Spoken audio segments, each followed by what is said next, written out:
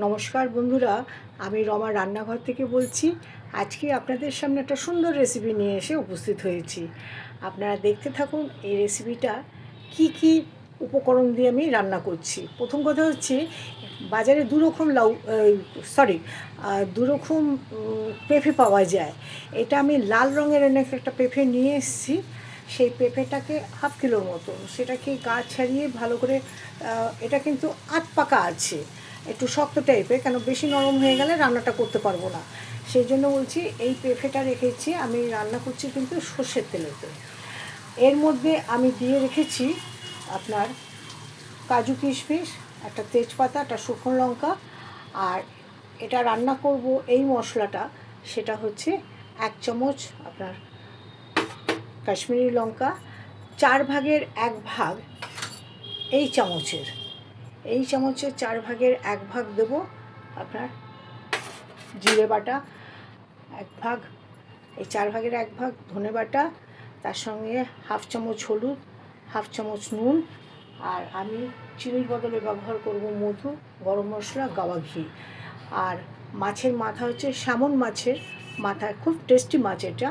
আর 3-4টে রেখেছি এখানে চিংড়ি মাছ, সেই মাছটাও নাকি দিয়ে দেবো। আমি এখন গ্যাসটাকে ধরাচ্ছি।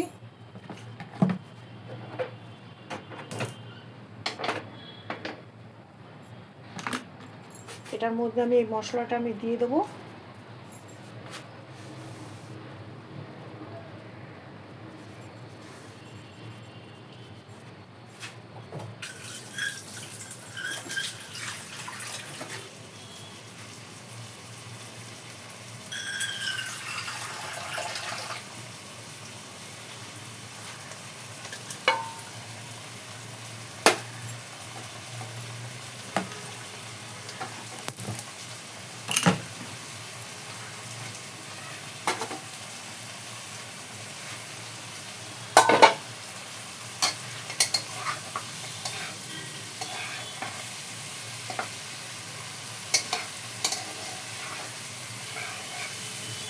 আমি ছোট হাফমালার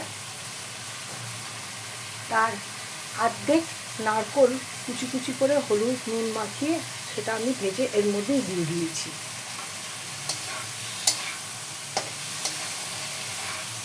এটা খুব একটা সুন্দর রেসিপি, যেটা খেলে আপনাদের মন প্রাণ জুড়িয়ে যাবে গরম ভাতের সাথে।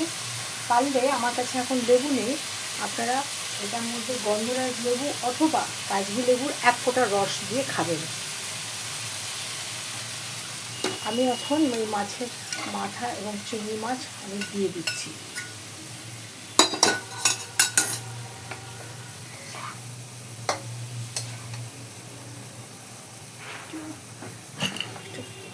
যাচ্ছে কেন?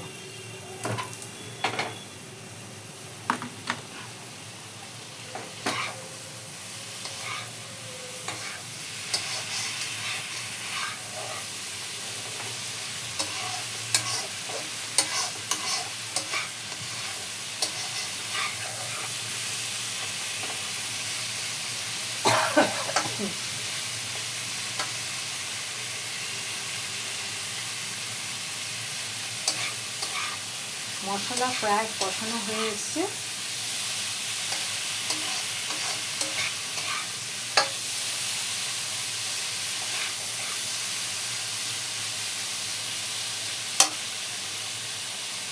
এখন আমি এর মধ্যে সামান্য একটু গরম জল দিয়ে দেবো।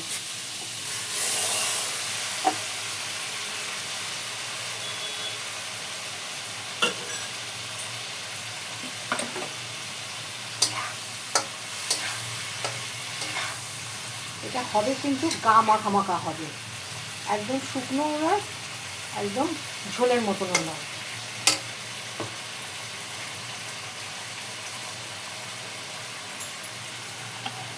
আমি এর মধ্যে এখন দেবো 1/2 চামচ মধু,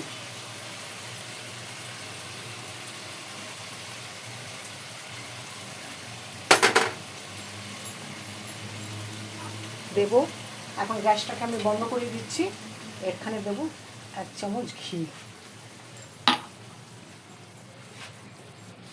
1 চামচ গরম মশলা, রান্নাটা আমার এখানেই শেষ। আজকের মতন আমি এই রান্নাটা কমপ্লিট করে যাচ্ছি। আপনারা এই রান্নাটা করে খেয়ে দেখবেন কেমন লেগেছে, আমাকে কমেন্টে জানাবেন।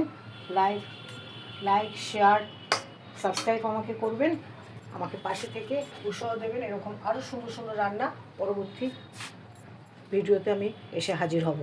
টাটা, বাই বাই, সবাই ভালো থাকবেন আপনারা।